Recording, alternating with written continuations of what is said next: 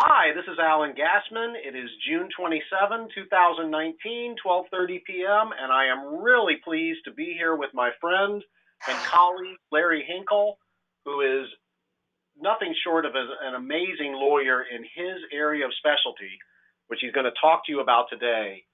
And having spent time with Larry and seen his practice over the years, I know that he has a lot of things to offer that, quite frankly, probably no one on this call has ever seen. Now, please note that this is a new webinar series. It's absolutely free. It's a way for us to interact with people that we have a lot of respect for, people we want to learn from, and people who we can help. So take note that every Thursday, virtually every Thursday for about a year at 12:30 p.m., we'll be having these webinars, and you can sign up for them one at a time, or you can sign up for all of them, whatever you like. And note that on the 27th at the top there, Larry is going to continue this presentation on the common on mistakes. And on August 29th, he's going to come back and talk about CPA mistakes. And you're not going to want to miss these.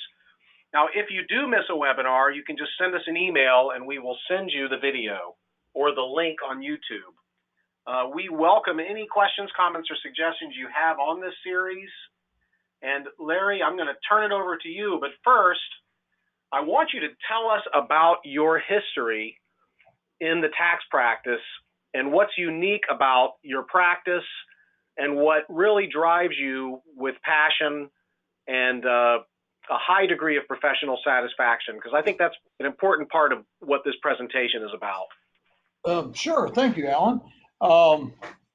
Little side note, Alan and I, when we started out, I don't know, Alan, if you remember this, but we gave a little presentation to some doctors at a hospital. And I told you, I thought this would be a good field for you. I don't know if you remember that. I got into, I was working in Orlando at D. Mead Edgerton, and a highly respected tax firm, and was handling they gave me all the tax problem cases, and I liked it. I learned that I had an affinity for it, and it was fun to kind of beat up on the IRS.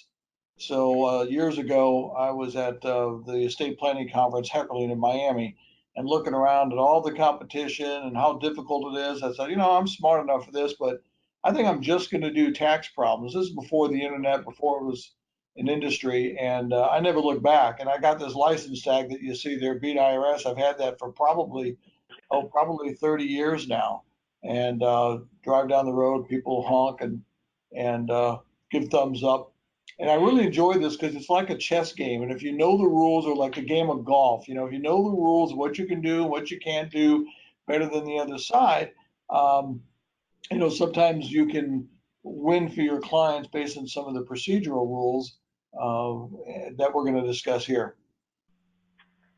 Beautiful. So you ready to get started? I think you're ready to roll here. Okay.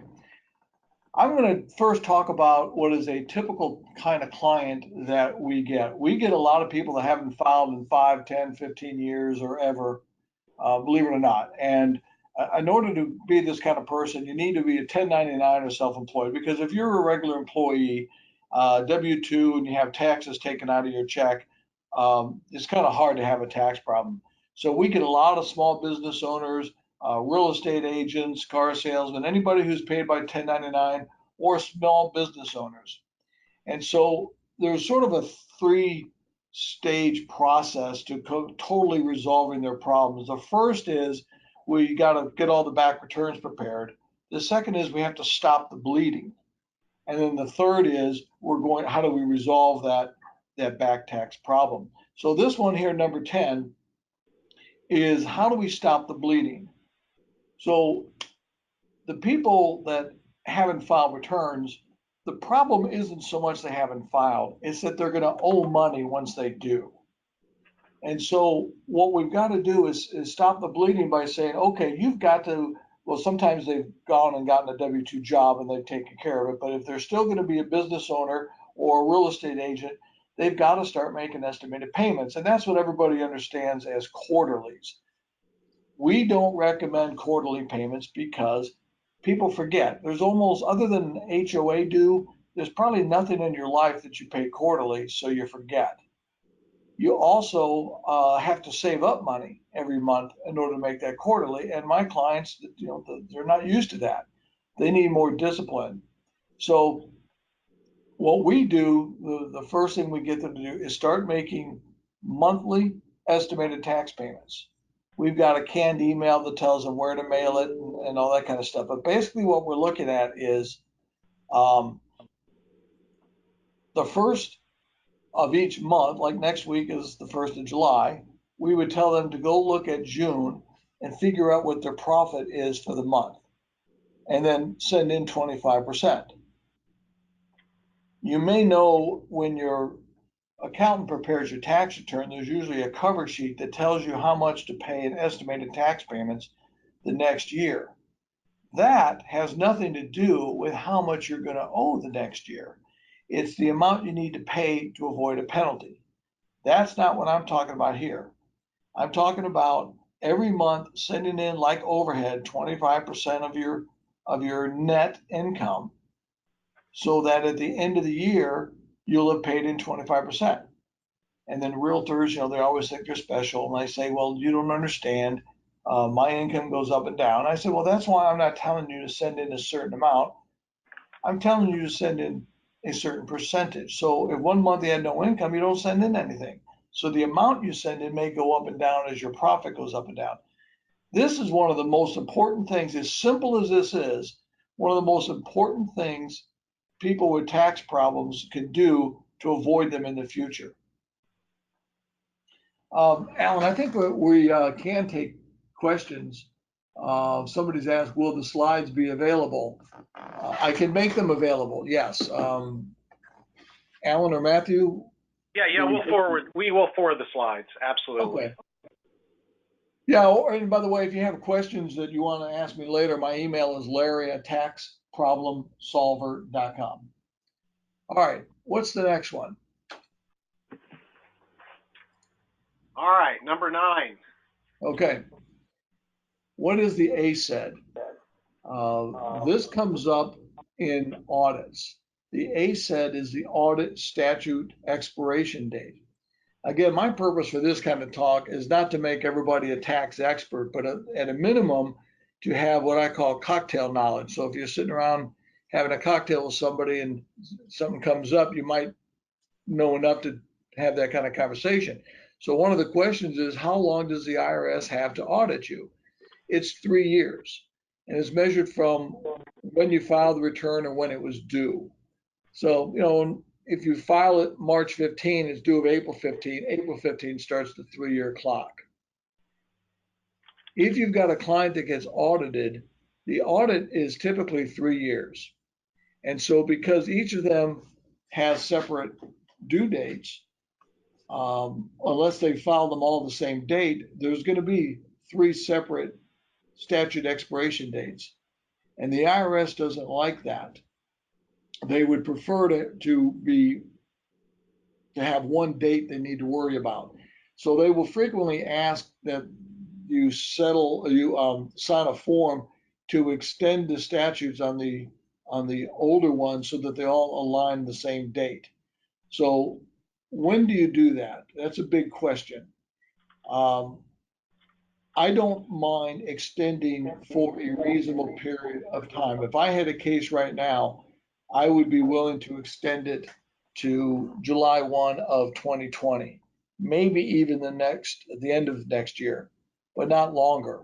Sometimes they try to abuse it and get you to extend it longer. Now, I've got a case that currently is in Casper, Wyoming, and it's a big dollar case. And the reason it's in Wyoming is because it was a Wyoming LLC, and the case my client is in the Orlando area, so they would like to transfer the case to Orlando to be worked. It's a little easier for the government. And I said, oh, we don't have any problems. Then they said, well, we have to have, you look at number 7 there, we have to have at least 6 months left on the statute in order to start the audit. So we want you to extend the statute. Well, I said, well, we're not going to extend the statute. And they said, well, we want to move it to Orlando, and we have to have that. And I said politely, well, that sounds like your problem, not ours. And, again, going back to the license tag on my car, and I have it in my office too, is, is to let clients know that you'll stand up to the IRS. You've got to know what the rules are and be able to stand up. There may be times that you would waive it, but not in this case. And I tell them, the service, I said, the law says you have 3 years. The fact that you need more time to move it to a different office is not our problem.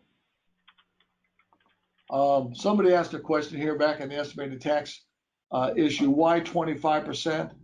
That's a pretty good estimate on average of what somebody's going to owe in self-employment taxes and income taxes. If you're representing a doctor who's making $400,000 or $500,000, you might want to pick 30%. So that's a good question. Somebody was asking why we set in 25%. All right, so back on the statute extension, if you've got a good auditor and things are they're reasonable, you might want to extend to give them more time, because you may not want it to go to another level and deal with someone that you don't like as well. So this is all a case by case basis of whether to extend the statute.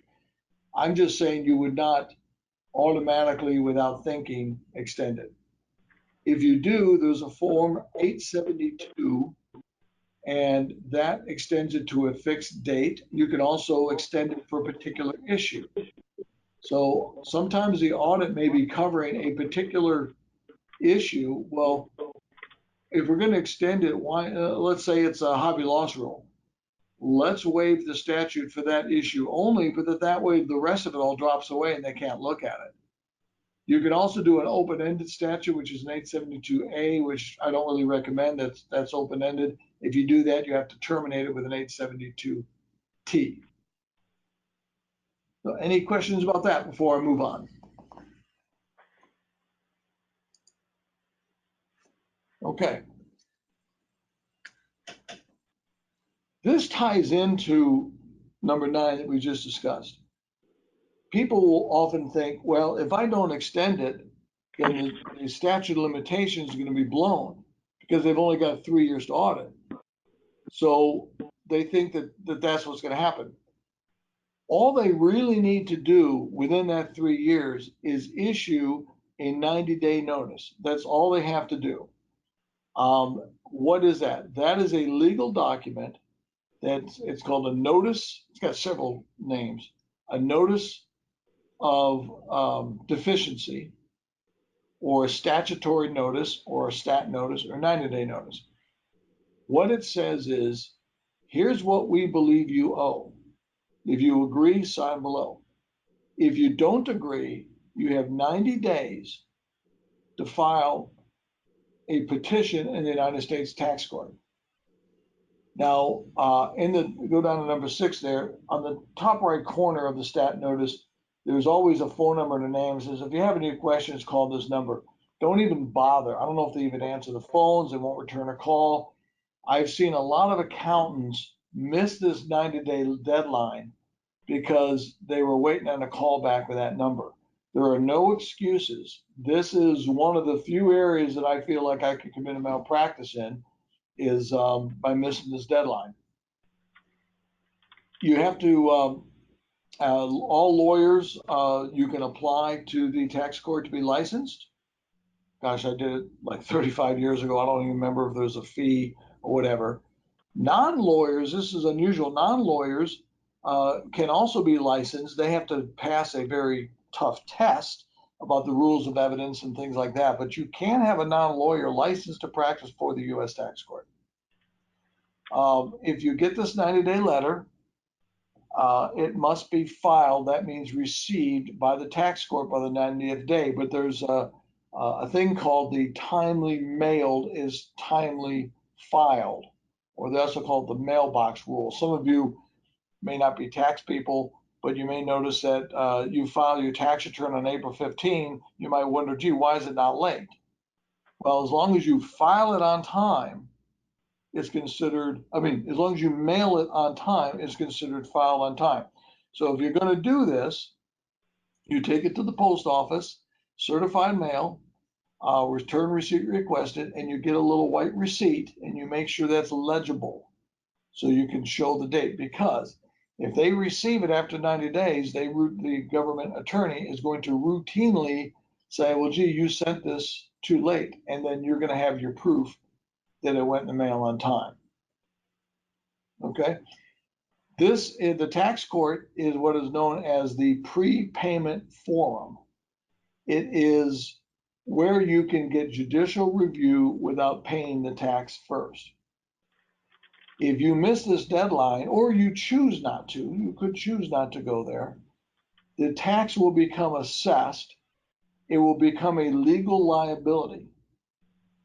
Your only recourse for getting judicial review at that point is to pay it in full, file a claim for a refund, and if it's going to be turned down, as it probably would, then you file suit in district court.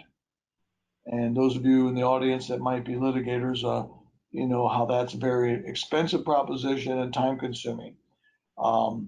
Some people think they're going to get a better shake because, you know, you get a jury and everybody's against the IRS. That's not the case. I think what you're going to find is a bunch of jury members who think, hey, I pay my taxes, so why aren't you paying yours? If you're in the tax court, you will be, the case will be heard by pretty much a tax expert. They're all tax lawyers, very prominent. It's a great gig. There are, I believe, 18 judges on the tax court. They sit in Washington, D.C., and then they travel. They ride the circuit.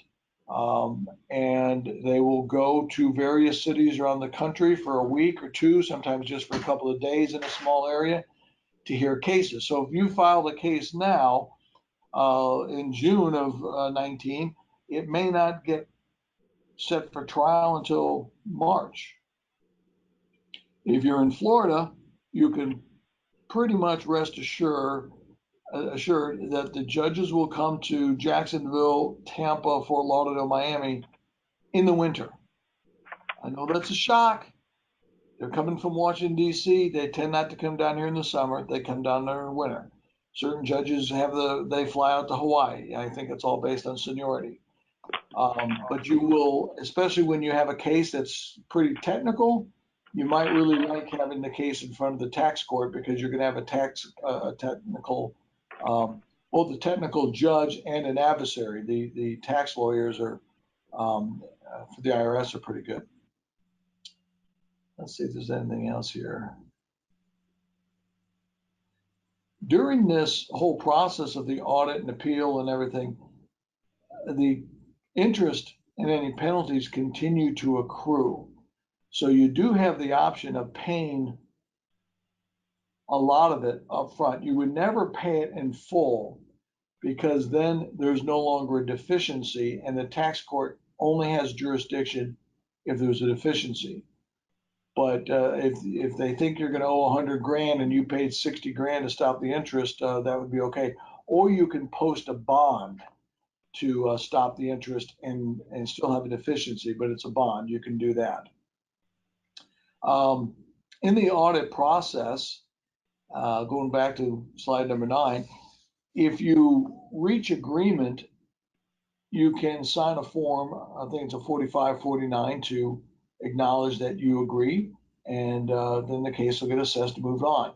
If not, you can go to appeals. There's an appellate division that's separate from the IRS, and it's manned or womaned, as they say, by very competent, not judges, generally not even attorneys.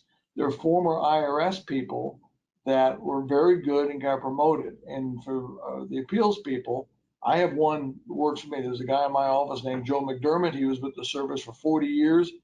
He was in the Tampa appeals office for 22 years. And that guy is just brilliant. And he works on our really big, we get a number of cases that are very time consuming, very big dollar that I wouldn't have the time to take the lead on, and he does that. You will enjoy working with appeals. The auditors don't necessarily, they're not necessarily CPAs. They don't necessarily have a degree in accounting, so they tend not to be as technical. Also, the auditors are very black and white, and I make my living in the gray. 50 shades. Yeah. Strike that out, Alan. So what Too late. happens? Yeah. So what happens is there may be issues like whether a C corporation is paying unreasonable compensation. The auditor would probably say yes and deny it, and then you got to go to appeals. So appeals is where deals are made. The mission statement for appeals is to settle cases. There are so many thousands of cases filed with the United States Tax Court that they could never, next slide, that they could never hear them all. And so the purpose and mission statement of appeals is to settle. Go back one more, sorry. So what they're trying to do in appeals is to weigh the hazards of litigation. When that's what they don't do at the audit level. An appeal says, well, if you went to court, we think the government has, a 25% chance of winning or a 75% chance of winning. And they're going to look at how good a case you put on. That's where those of you that are lawyers and you're good at persuasive, this is where it's a quasi-judicial process. And you're going to try to convince the appeals officer that you have a really strong case. And if you went to court, you got a darn good case of winning. And then they will try to reach a settlement accordingly. And then if you don't settle with the service, then you're going to get a stat notice and then go to tax court. Okay. Now this is something to think about when you are analyzing your case. There's a couple of things. I already mentioned unreasonable compensation for a C Corp. Briefly, what that means is you can only deduct reasonable compensation. If you were to lose the case there because you took out $2 million in compensation and, or you've got a hobby loss, and the point is it only applies for the years under audit. So I've represented some famous people that I won't name names, but they did some things that we settled, and I said, if you feel comfortable that you're right, you can keep doing it for later years. I've never seen someone audited twice. Something here under proposed adjustments. We don't see this as much anymore, but after the real estate boom, we had a lot of people that had claimed real estate losses, and it's a very technical area. In order to claim your real estate losses against wages and other active income, you have to show that these are not passive losses, that you were actively involved in the real estate business. That's a very high bar to pass. And if you can't deduct them, the losses carry forward until you get rid of the property. So I had a lot of cases where, let's say 2008 through 11, we claimed all these losses that the government was objected to, but then they lost the property in 12 or 13 to foreclosure, or they sold them. Well, the point is, if the government's not going to allow you to take the losses when they are incurred, you take it when you sell the property. Well, these people had already sold the property, so they're going to get the loss anyway. It's just a question of which year. So I was able to settle those cases where the government waived all penalties, and then we amended the returns for the more recent years to claim those losses. So instead of getting the losses in 8 through 11, we got them in 12 and 13. No penalties, and the only difference was you had to pay interest, so the time value of money. Any questions about that? I think it's pretty clear. You're doing a great job. Okay. I think this might be the last one, and we're almost out of time. One of the things, MFJ, married filing joint versus married filing separate. People assume they have to file joint returns, and you don't. It's actually an election. The standard way to file your return is separately, even if you're married. You may elect to file jointly, and there may be some benefits, maybe a different tax rate, etc. But the reason that this is important is a typical situation, not to be chauvinistic, but if the wife doesn't work, or she's staying home with the kids, or maybe she has a W-2 job. If she filed separately under that scenario, under those facts, she wouldn't have a tax liability. So now let's assume she's married to a guy who owns a business and he's kind of a high flyer and not real good record keeper, etc.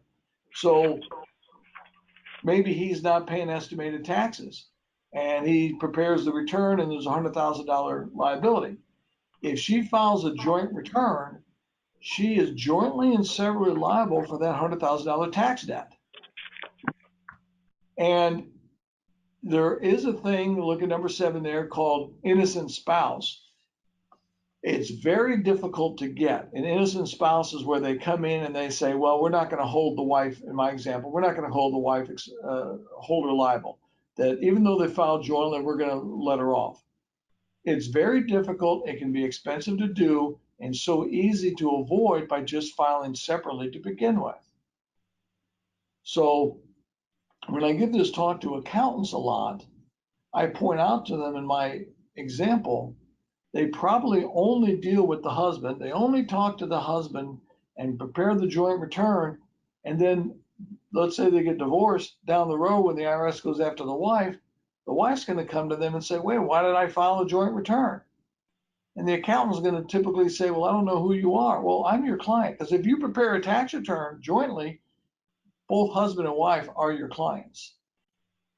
So if anyone in the audience prepares tax returns, my advice is that you have some policy in the firm that if a joint return is prepared and there's more than whatever dollars owed, maybe it's 10,000, maybe it's 50,000, that you pull that out, make sure both spouses are aware of it and see what they're going to do.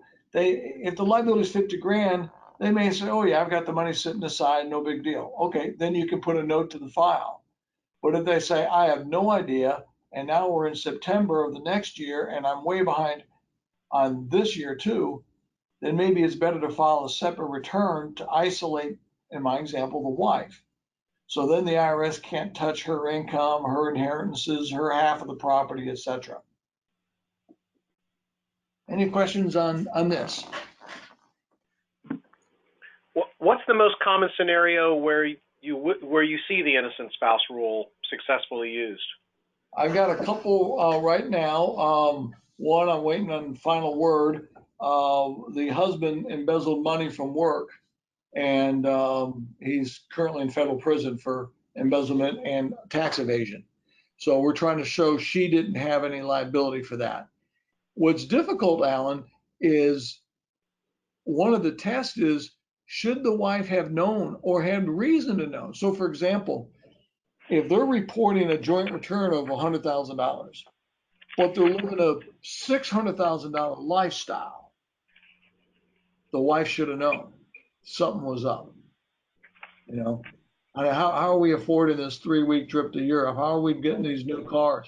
You know, when we're making $70,000 or something like that. So that kind of a fact can make it difficult for her to relieve herself of liability. Whereas if she had filed separately, she's not liable from the get-go, even if they had this kind of lifestyle. So I've got one where I think that client lives in Michigan and he's in West Virginia prison. I have another, well, we just settled that one where the husband died and they got audited and he, you know, nothing nefarious, just bad records and that kind of stuff. So we got her off as an innocent spouse. And then we had another one that I guess it was about 12 years ago, it was kind of famous in Lakeland, where the guy had about $1 million tax liability and he hired he didn't know it was an undercover cop, but he hired someone to kill the IRS revenue officer. My gosh.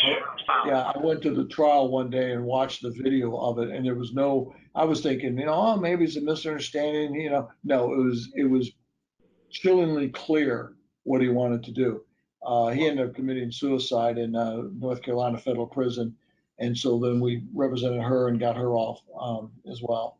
So they tend to be where the spouse, usually the husband, either, well, the first case I had years ago, he had a business and they got audited, and a lot of these business trips to the Bahamas were really trips he was taking with his girlfriend, and dinners with clients was dinner with his girlfriend.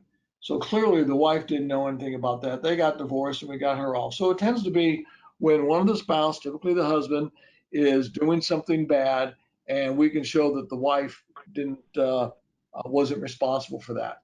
So again, you can get protection just by filing a separate return. So that's all I have for today. When we meet again in a couple of months, I think it's August 28th or so, we're going to talk. I might need a little more time because we're going to talk about how you can use bankruptcy to wipe out tax debts. We're going to talk about offers in compromise to settle tax debts. And we're going to talk about the statute of limitations on collections. That's August 29th. And Beautiful. if you need to reach me, I can be reached at Larry at Tax Problem Solver. And I think that's it, unless anyone has any questions. Larry, I have a question. We have a lot of CPAs and lawyers on the call. And, you know, many of us are reluctant to take on clients who are having financial problems or who have not been honest with the IRS or who have not been tax compliant. And you have made a very successful career of helping those people. And I assume they've actually been paying you. How do you do that? How are you successful at something that the rest of us have been very unsuccessful at? It's just a matter of well, I will tell you, this is the top 10. The number one, I'll cheat. Number one rule, get the money up front. Yeah. And the people that say they have no money, then I say, then you have no problem. Because you don't have anything, the government can't do anything to you. Don't worry about it. I got a guy in Orlando now that we're going through the books, big return, but it looks like he might have forgotten to report $80 million on his return. So he's got a little issue. But yeah, Okay. It's money up front, or they make some payments. We take credit cards, but they're all, or family or friends will pay it. We're able to do an awful lot of work for $5,000 or $7,500. You know, that's kind of our typical case. We can get a lot of back returns prepared. We can get installment agreements, offers and compromises, and that kind of stuff. Some audits and some other things can be trickier and more time consuming and more expensive, but that's kind of the typical range of fees, and we just have a lot of them. And you have helped hundreds and hundreds of people and families get back on the system, be able to have their lives where they're not afraid and they're not hiding. So you've really done a good turn for the IRS too, getting these people back on the system. I think Congratulations. I think the government would be better off just giving me $1 million a year to retire compared to what I do to the Treasury every year in tax savings. That's a great so attitude. They haven't made that offer yet. Well, Larry, you can't get what you don't ask for. That's true. All right, everybody. Thank you so much for attending this webinar. Please feel free to send any email questions you have to Larry. He gave you his email address, or you can send it to my email address and I'll forward it to him. Thanks for attending. Give us questions, comments, and suggestions for this presentation and any future presentations, and may the rest of your day be billable. Thank you. Thanks, Alan. Bye-bye. Thank you. Bye.